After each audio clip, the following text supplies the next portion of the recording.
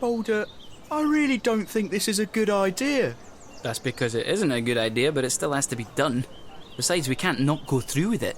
It's a miracle we made it in here without raising the alarm. I don't imagine our luck could hold out long enough for us to make it back out without being seen. Oh, shit in hell. Just get on with it then. People of Shar, gather round. Yes, even you. Come one, come all. You all know me. I'm Baulder, the greatest adventurer, explorer of them all. Greatest low-down, dirty workshop scoundrel of them all. The greatest, yes.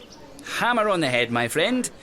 Today, I bring the worst possible news. You and your pet ox are here to stay? Even worse.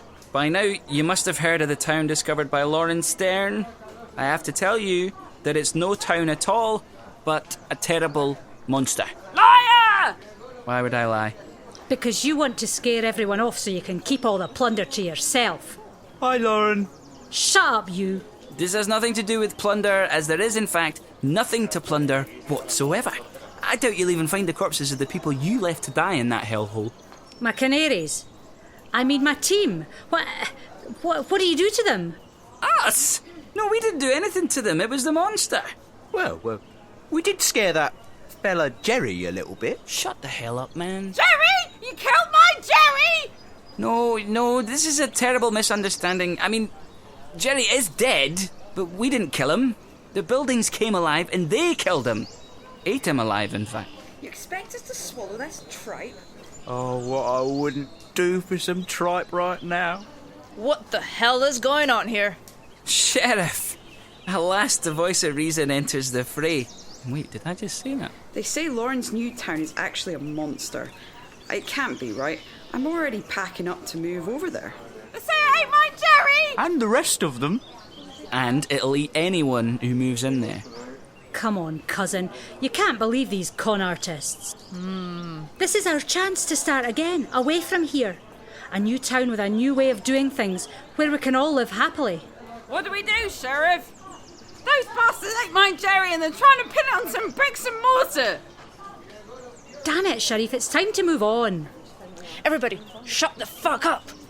The only thing that we know for certain is that Shar works fine. It isn't perfect, but it's mine. It's ours. To go boldly into the unknown puts every one of us into peril. Totally unnecessary risk. Now, only two possibilities exist here. 1, Lawrence Newtown is in fact a town. 2, it is actually a man-eating monster. That second possibility may sound very unlikely, but the fact is, we can't know for certain without risking more innocent lives. And for what possible gain? Think about it. Life isn't going to get a lick better just because we change the curtains.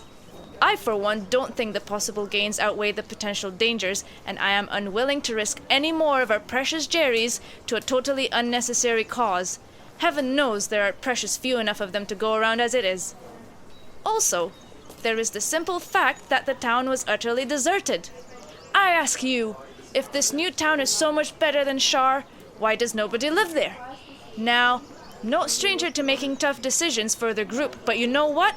I don't want any fools running off in the middle of the night, so I'll let you all decide what's best. Stay here and be certain you'll wake up in the morning, or take a chance on something that can't be much better, at best, and may well be the death of you and all of your families, at worst. And what about these two wise guys? Again, I refer back to our two possibilities. Either these clowns are lying, or they're telling the truth. But how can we know without risking more innocent lives? We can't, and quite frankly, their own lives aren't worth the cost of finding out. If they're telling the truth, they've saved a lot of lives by doing so, and should be rewarded. But if they're lying in order to line their own pockets, they ought to die. Now, I was already planning on killing them anyway, only in the most horrific of ways.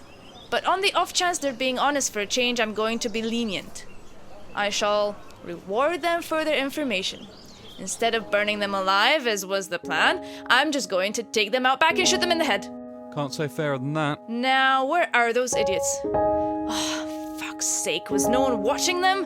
Fan out! Somebody find them!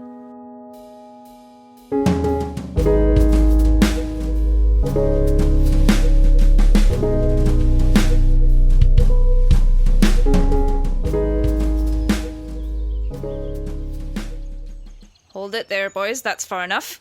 Be reasonable, Sheriff. It's true. It's all true. Oh, I don't care if it is or it isn't. Did you see her stupid face? Ha! She tried to take my town away and start her own.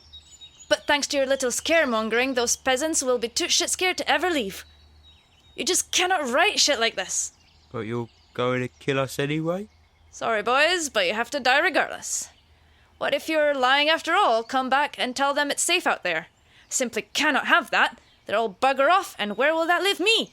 We'll leave, Sheriff. Leave and never come back.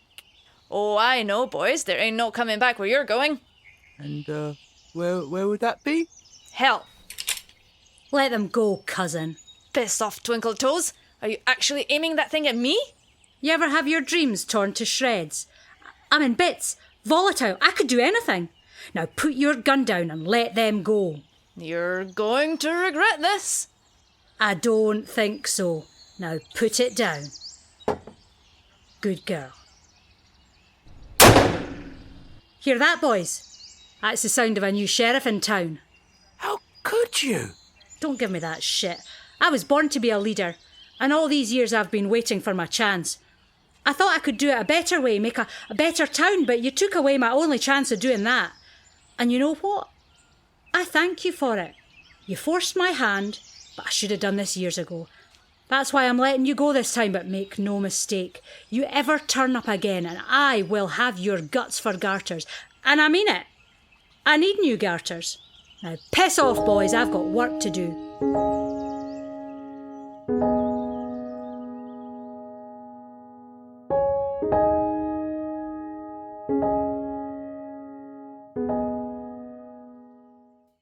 Hod, Yeah.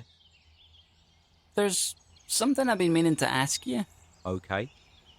It's kind of personal. A lot of personal, actually. Go on. Well, you know how since your eyes are gone, your other senses have picked up the slack? Your hearing's sharper, sense of smell and all? Yeah. It's just that since we went to West Drift and fought that fella what had that symbiote in him, those senses of yours aren't just sharper, they're much, much sharper. Okay. And you've always had a hearty appetite, but now it really is something else. Uh-huh. And the thing is, you remember the only giveaway that someone has a symbiote is their eyes turn purple, and well, you don't have eyes anymore. Mm-hmm. Damn it, Hod. Are you really going to make me ask straight out? Yes. Hod, have you got... I mean, are you a fucking sim? Yes. Oh, fuck. Well, at least that's out of the way. Feel better? Strangely enough, yes, I do. I'm surprised you didn't start the conversation by pulling a gun on me.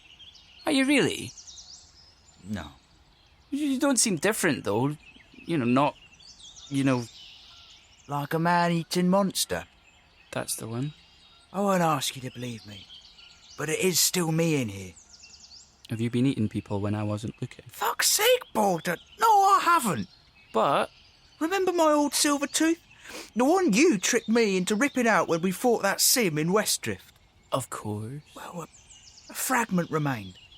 Not enough to stop my little stowaway from taking root, but what it has done is stop the fucker taking the driving seat, so to speak. Oh, well, that sounds good. He doesn't, though. Little shitbag that he is. I can hear him whispering away at me from the back of my head. He's always telling me to eat people. Ah, shitballs. Right? And, so, Yeah, you want to take this outside? we're already outside. You know what I mean. Yeah, I do. Listen, I have run out on, sold out, and even outright killed everyone I've ever cared for. Everyone who's ever been stupid enough to care for me. What are you getting at? I'm getting old, Todd. I don't think I can face being alone again. You'd rather run around with a monster who may or may not gobble you up in your sleep? At this point in life, I think I'll take my chances. I've lived too long as it is anyway. I'm getting kind of sick of surviving. I keep going along, just picking up more and more shit as I go. I see. Besides, I think we can get away with calling you just part monster. Nothing but the good parts. And anyway, the way we have to live to get by on this rock, you can even tell where the humanity stops and the monstrosity starts anymore. So, you're cool with the situation? It is what it is. Let's enjoy it while it lasts. You're not going to put a silver bullet in my brain when I'm sleeping? Nah, silver's too valuable to waste on the likes of you. Well, so what do we do now? Well, we can't go back to Shar. Obviously. Fuck that shit anyway. Wanna go rustle some cattle up at Westdrift? Nah, don't see us escaping the sheriff's justice if we try that. Remember when we went water seeking Malornan? There were trees by that lake. Lots of them. And? Well, where there's trees, there's life. Ah, but you know what they say. Where there's life, there's death. Ah, well. Who wants to live forever anyway? In this world, you'd have to be blind.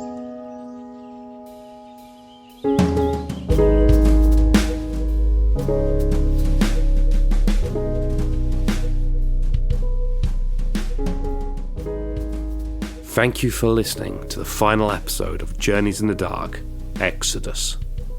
Hod was performed by Robert Best, Baulder by Alistair Bruce, Lauren by Esther Gilray, and Sharif by Edith. The show was written and created by Robert Best. It was directed by David Barr and produced by David Barr and Alan O'Brien. Visit journeysinthedark.com for more information. Thanks again for listening, and I hope you've enjoyed the show.